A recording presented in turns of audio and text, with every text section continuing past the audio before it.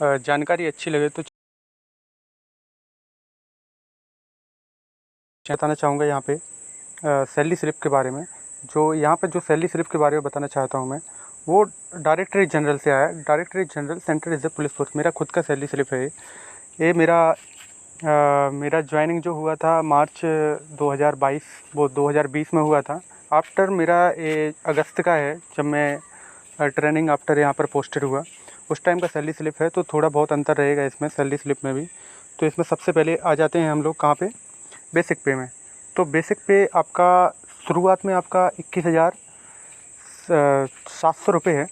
मेरा एक इंक्रीमेंट लगा हुआ है, इसलिए 22,400 रुपये हो गया है। इसके बाद आ जाते हैं ग्रेड पे। सिर्फ बेसिक पे हो जाएगा। बेसिक पे के बाद ग्रेड पे इसमें नहीं है। पेंशन की देखें तो अभी हम लोगों का तो ज्वाइनिंग हुआ नहीं, तो पेंशन तो अभी मिलने का कोई सवाल ही नहीं है। पेंशन नहीं मिलेगा इसमें। और यहाँ पर देख लीजिए स्पेशल पे आप अगर कोई ड्यूटी जाते हैं बाहर, तो उसके लिए आपको स्पेशल पे मिलेगा। यहाँ पर बासिंग अलाउंस, जो बासिंग अलाउंस दिया गया है, ये जीओच रैंक को मिलता है। डीएसपी हो गया, मतलब बोल दो असिस्टेंट कमांडेंट हो गया, डीआईजी हो गया, कमांडेंट हो गया, मतलब एसपी, एसएसपी,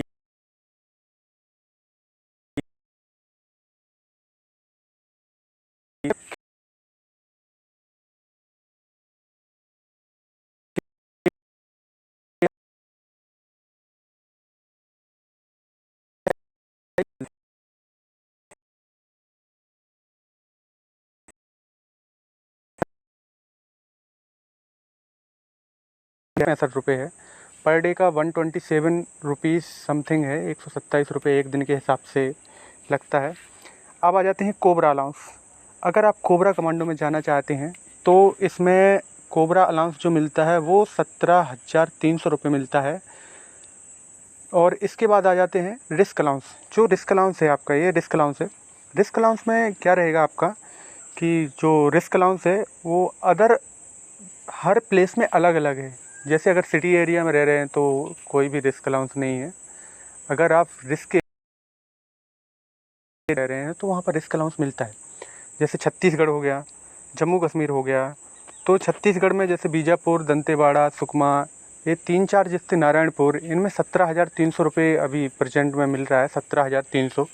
और जो आपके क्या बोलते हैं इसको, जम्मू कश्मीर में भी आपको 17,300 है। बट जो कम रिस्की एरिया है उनमें 9700 रुपये है, कहीं पे 7200 रुपये भी मिल रहा है। तो ये आपका रिस्क अलाउंस हो गया। HRA, house rent allowance. House rent allowance में अलग अलग मिलता है 9%। सबसे जो विलेज एरिया के हैं या छोटी सिटी 9%। 22,400 बेसिक पे का 9% मुझे मिल रहा है। उस हिसाब से मेरा 2,016 रुपये हो रहा है। इसके बाद जो नगर एरिया का जो पर्सन जॉब कर रहा है उसको मिल रहा है अभी 18%। 18% उसको मिल रहा है, तो वही 4,042 ऐसे कुछ रुपये मिल रहा है।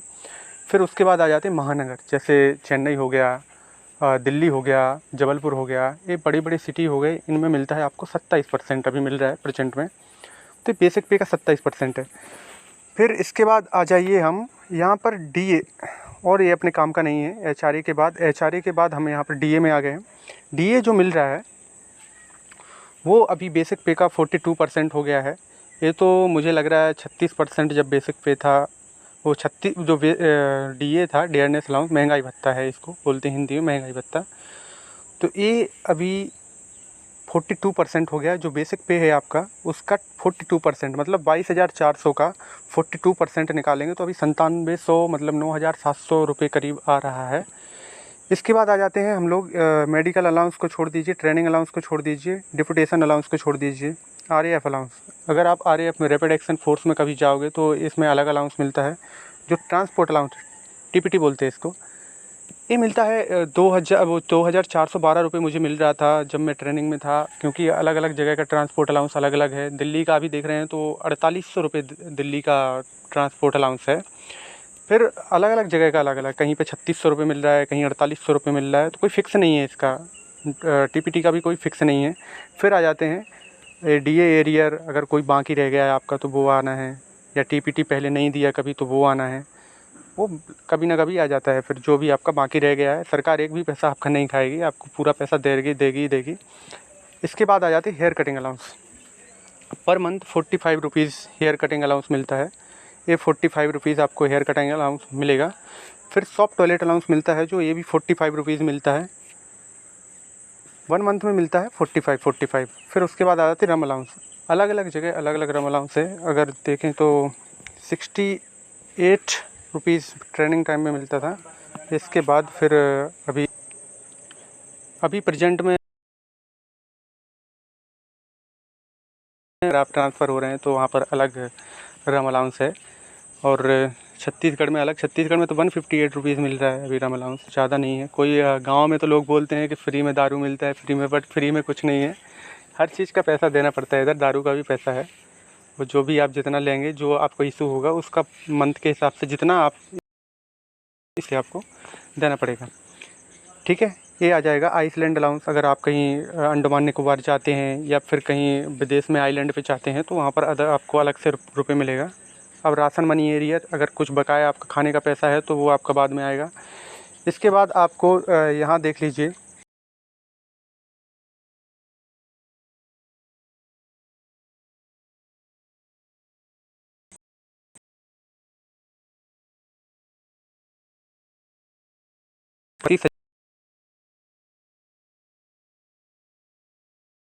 था आपका थोड़ा कम बनेगा, आपका 34-35 हज़ार करीब बनेगा, क्योंकि मेरा एक इंक्रीमेंट इधर लग गया है। उस हिसाब से मेरा DA भी बढ़ गया है, HRA भी बढ़ गया है, TPT भी बढ़ गया है। अब आ जाते हैं हम, डिटेक्ट कितना होता है, जो गवर्नमेंट डिटेक्शन है वो कितना होता है। डिटेक्शन में देखें तो जो आई टैक्स है, ये अगर जो भी गवर्नमेंट रूल है उसके हिसाब से अगर 5 लाख समथिंग ज़्यादा हो रहा है तो वो अलग से आपका टैक्स देना पड़ता है, वो कट जाता है। लेकिन वो वापस कैसे लाना है, क्या करना है, उसके हिसाब से अलग अलग योजनाएं हैं। आप LIC बीमा करवा रहे हो, क्या करवा रहे हो, इसके हिसाब से आपको मिल जाएगा, वो बाद में बता दूंगा।